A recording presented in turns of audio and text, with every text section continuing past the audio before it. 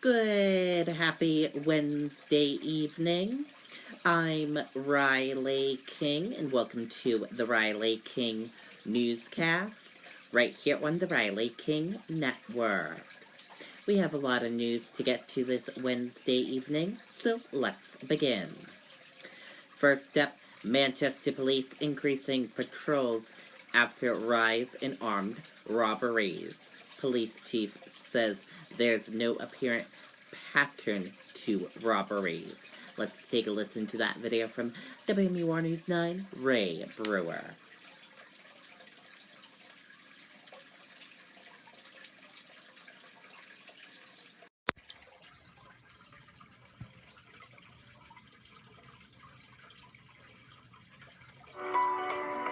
Tried all the products, the snake oils that promised things, and none of them worked. I started investigating, came up with Bosley. Bosley completely changed my life. Bosley gave me the energy back, the confidence back, the joy of life. Shortly before 8 p.m. Tuesday night, a robber threatened the clerk at Joseph Brothers convenience store with a knife. The suspect running away after the clerk refused to hand over the money and called 911. This is just the latest armed robbery in Manchester. We have had this uptick, so we're looking at it. We're working with all of our divisions, our detectives division, our drug unit divisions working on this, community policing. Since December 2nd, there have been a dozen armed robberies in Manchester. The chief says one thing making it difficult is that there isn't a common denominator among the victims. It's, a cab driver, a food delivery driver, or, a store. And compounding the difficulties, crime analysis and data isn't helping much to try and nail down a pattern. We're seeing that they're spread out throughout the day. We're seeing that they're spread out throughout the city. Police have made 2 arrests. Most recently, Ron Goodman was charged with an armed robbery outside of Catholic Medical Center. Last month, police arrested George Johnson in connection with an armed robbery at Best Buy. Police say they are increasing resources as they look for ways to slow down the increase in robberies. We're having the officers do far more checks on stores and businesses. And the chief says the public can help by investing in surveillance equipment, which is a very valuable tool when it comes to solving crimes. And if they do find themselves in the middle of a robbery, don't fight anybody off. Don't do anything that's going to put you or your customers in harm's way.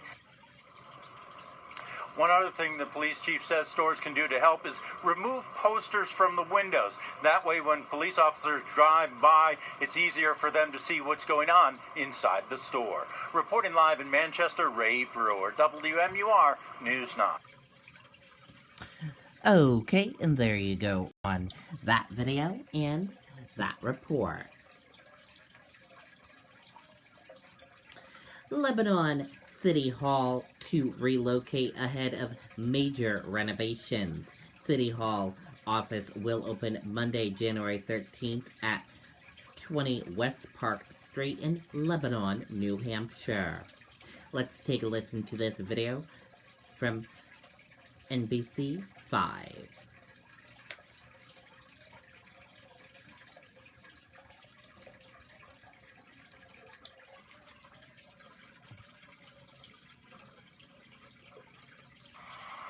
It's a renovation years in the making. Lebanon City Hall preparing to relocate for 9 months while workers take over the aging building.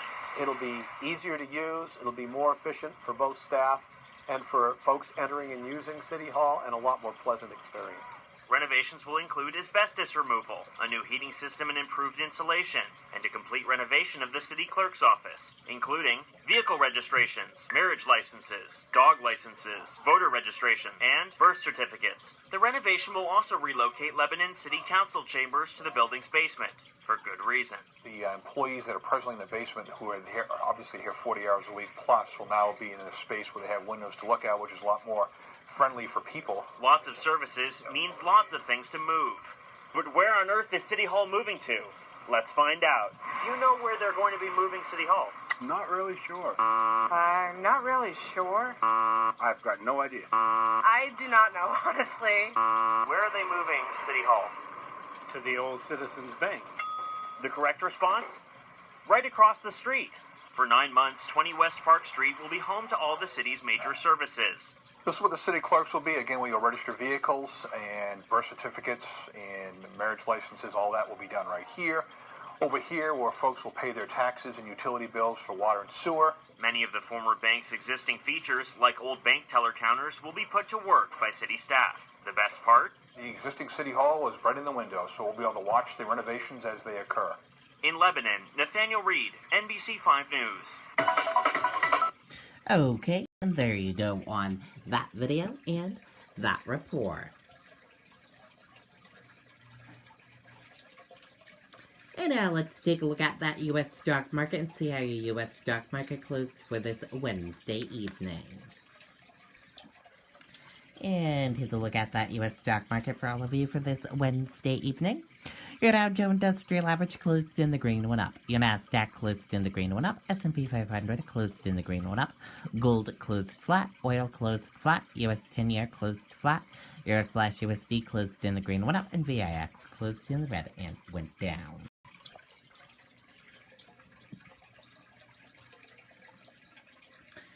Stocks rise, lifting Nasdaq to record after Trump's comments on Iran attack eases tensions. Stocks rose on Wednesday after President Donald Trump's comments on the Iran conflict eased worries of further escalation in U.S.-Iran tensions. U.S.-Iran step back from brink. Trump opts for sanctions. Let's take a listen to that video from WHDH 7 News in Boston. Here's Dan Housley and Jonathan Hall with this report.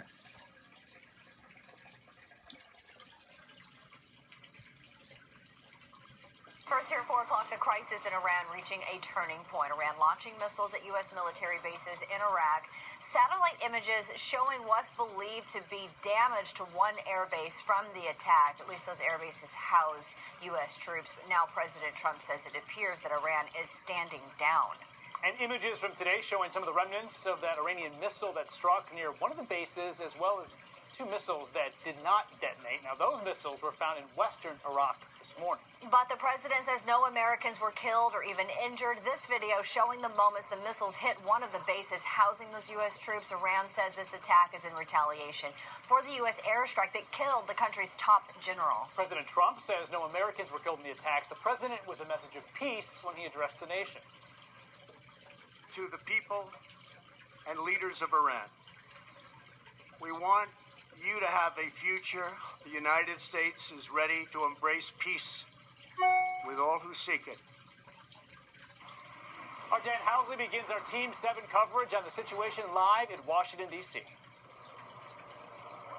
Brian and Johnny, on President Trump says an early warning system worked very well to help prevent Iraqi and American casualties, but it's now looking like that may not have been the only reason for that, though President Trump says Americans ought to be extremely happy with the outcome.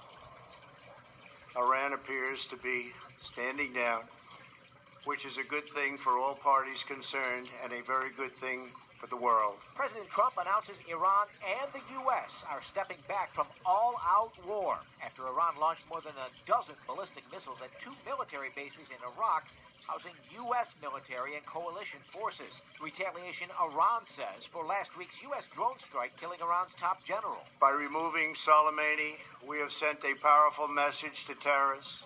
If you value your own life, you will not threaten the lives of our people. Satellite pictures show some of the damage Iran's missiles inflicted, but President Trump called it minor and pointed out no one was killed or even hurt. Many of the president's advisors say he understands that fortunate outcome was probably no accident. He recognizes that this was intentional by the Iranians to hit near the air bases and in unpopulated areas as a way to tell their domestic population, we hit back, but to not cross the line of killing Americans. Iran's foreign minister called the attack a proportionate measure in self-defense, and Iran's Revolutionary Guard warned if the United States retaliates, we will respond to you in America. While President Trump took a military response off the table, he said the U.S. will hit Iran again economically. The United States will immediately impose additional punishing economic sanctions on the Iranian regime. powerful sanctions will remain until Iran changes its behavior. Meanwhile, here on Capitol Hill, lawmakers were briefed by the Trump administration on the urgency of the deadly drone strike that prompted Iran's missile attack. Democrats declared themselves utterly unpersuaded by what they heard. My reaction to this briefing was it was sophomoric and utterly unconvincing. And I believe more than ever, the Congress needs to act to protect the constitutional provisions about war and peace. And President Trump appealed to his allies, particularly NATO, the Europeans, and other allies for help in getting Iran in line. Iran also appealing to the same countries to try to get the U.S. to come to its point of view. We're live on Capitol Hill. Dan Housley, 7 News. So, Dan, I'm curious what the Iranian authorities are saying about the missile strike right now.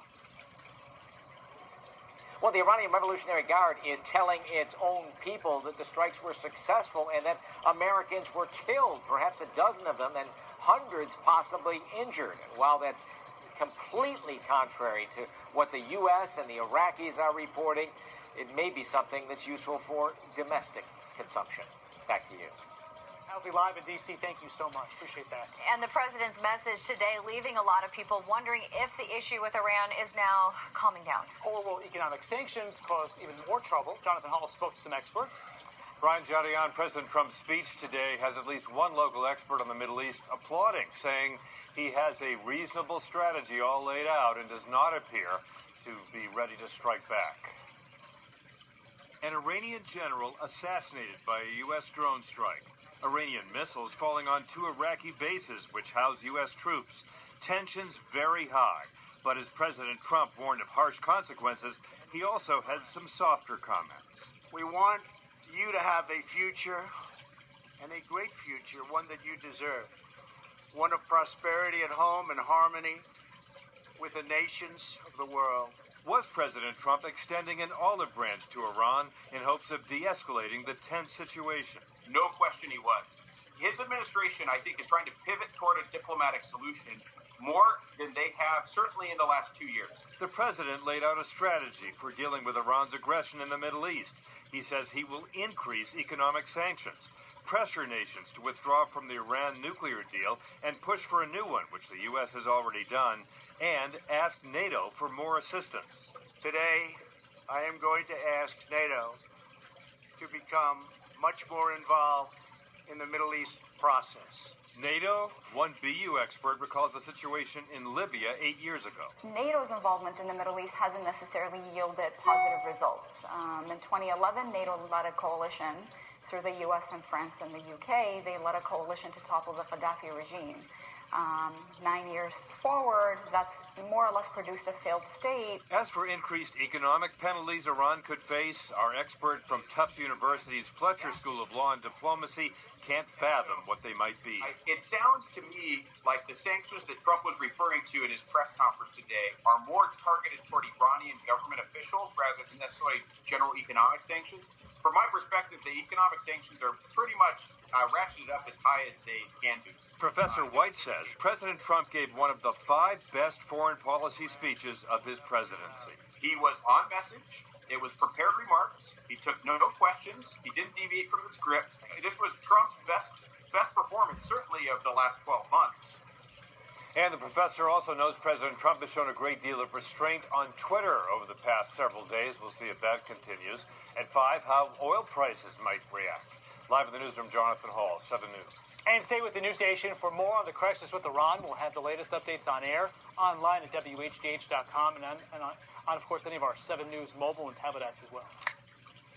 Okay, and there you go on that video and that report. And that does it for this evening edition of the Riley King Newscast right here on the Riley King Network. I hope you all enjoyed watching. Have a great rest of your Wednesday evening, and I'll see you back here tomorrow for another newscast. And I'll have a news report coming up in a little bit. Good night and bye, everyone.